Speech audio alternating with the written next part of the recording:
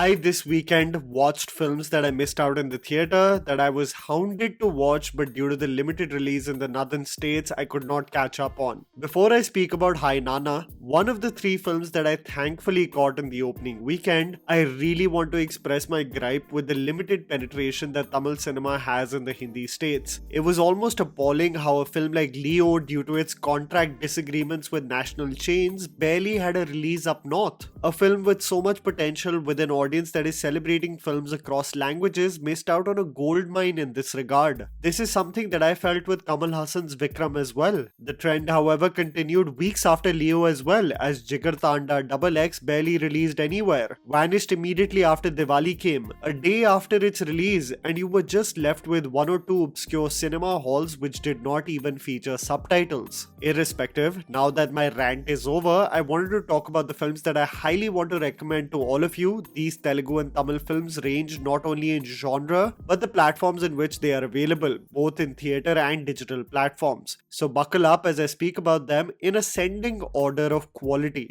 Hi Nanna. If there is one Telugu actor I have immense respect for just for the sheer range of stories he associates himself with and puts his bets on first-time creative directors in an industry that has often been criticized to only do routine with their stars, it has to be Nani. The range of doing a Dasra and then months later executing a romantic drama in the form of Hi Nanna is truly commendable. The film, directed by Suriya, focuses on the father-daughter duo of Viraj and Mahi, played by Nani and Kiara Khanna. Their love for one another and the absence of a mother becomes the central theme of the film, and how Yashna, played by Mrunal Thakur, impacts this dynamic forms the basic premise of this movie. I immediately fell in love with the father-daughter bond. There was such a sense of ease with both the actors. You can't help but fall in love with the characters and wish their family becomes complete. There was initial hesitation, my fear that this film may get too mushy, for it presents the cutest kid, the most adorable golden retriever, and an unbreakable bond that just makes my pessimistic mind reject the idea it can be a reality. But it's far from it. It's organic, it's cute, and I couldn't help but have a smile on my face through most of the running minutes. Certain themes of the movie reminded me of the Ryan Reynolds film Definitely Maybe, where a father tells the daughter the story of how he met her mother, only to further enunciate how what's most important is that their bond should be enough. I love the choices Mrunal Thakur is making, and Hriday Ranjan in his review is spot on about the fact that where most young actresses reduce themselves to flower pot roles for years, Mrunal is making strides with actually compelling, dramatic and effective performances with just 2 films. Far more profound and impactful than box office hits. I marveled at the interval block of this film, a beautiful marriage between a layered screenplay and crisp editing that will make the real hook of the story unravel. For those who have no context of the story, you're bound to be blown away by the interval sequence. The film does transition slightly in the silly territory in the second half, with an unnecessary dance number in Goa and characters and their profession being far too convenient to reach the end goal of the film. There is this unintentionally funny entry of Jairam at a wedding that made me chuckle so loud, wondering where the hell did he land up from. It's however the 4 core elements in the form of Mrunal, Nani, Kiara and Pluto that really drive this film forward to become a wholesome and heartfelt theatre experience. I would really urge you to catch it, especially if it's available in a theatre near you.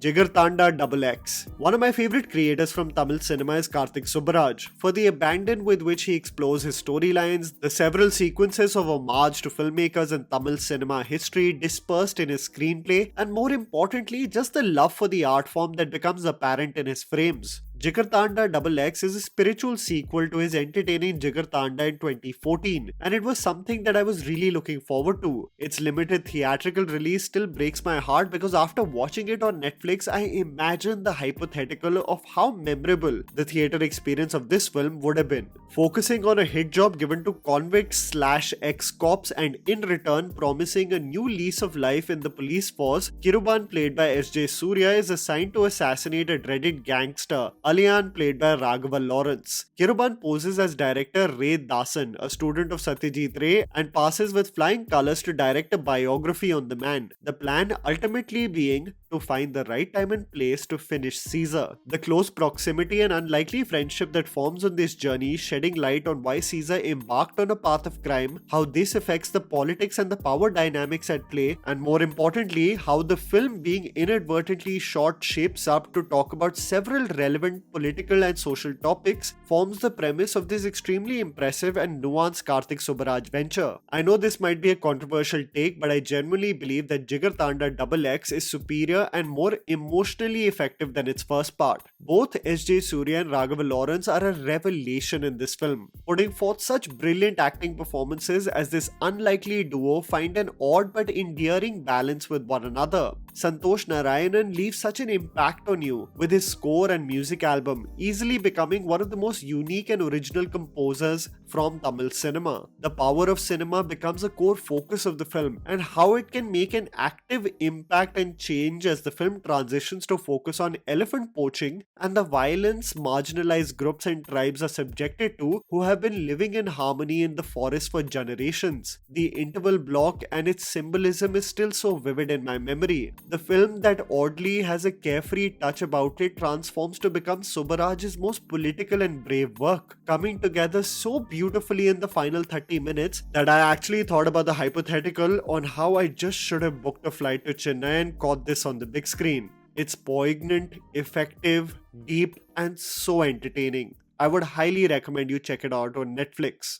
Chittha. I haven't really kept up with Siddharth's career, but from the several interviews I see, I've come to notice that it's been a challenging one to say the least, with many ups and downs, the actor getting more attention from his statements on Twitter rather than his acting performances. With the last project that I saw of him being The House Next Door, I was constantly DM'd about his movie titled Chittha, in which he not only stars as a leading actor, but he has also backed the project as a producer. I went in for this film just looking at the poster, and my god, did the S.U. Arun Kumar directorial venture take me on an emotional ride I least expected. Based on a relationship and bond shared between an uncle and niece, the film follows the life of Isu and Sundari, played by Siddharth and Sahasrashri respectively. The film, however, overwhelms you with the dark turn it takes, shedding light on the sensitive topic of child abuse and the reaction of society when such a horror comes knocking at your doorstep. Usually films like this take the routine approach of becoming revenge thrillers, but I haven't seen a more nuanced, self-aware and mature take on what essentially becomes a male savior narrative. The film presents some of the most beautiful child actor performances, both by Sahara and Afia playing the duo of Sundari and Ponni, highlighting their innocence, wonder of the world and the naivety that leads them to become targets of barbarians. It is Siddharth as Isu that experiences the onslaught of a variety of emotions, from abundant love to straight vitriol and violence. Siddharth shines as everyone around him seems to become hostile, really going down as one of the most vulnerable and effective performances this year that I've seen from an actor. His bond with his niece and the selflessness with which he assists yet crumbles, thinking that those that hold him dear the most can question his intention, is heartbreaking. I know many may think that the themes are too disturbing for them to explore, but I have to tell you that this film also has its mass moments, with the integration of some clever scenes in which the score of Vishal Chandrasekhar plays in the background, making me one, regret not watching this in the theatre, but two,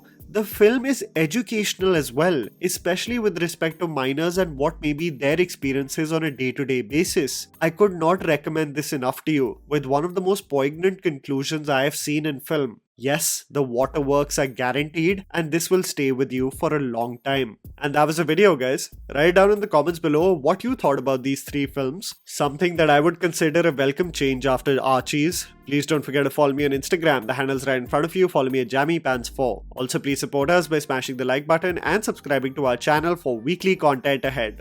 Thank you for watching.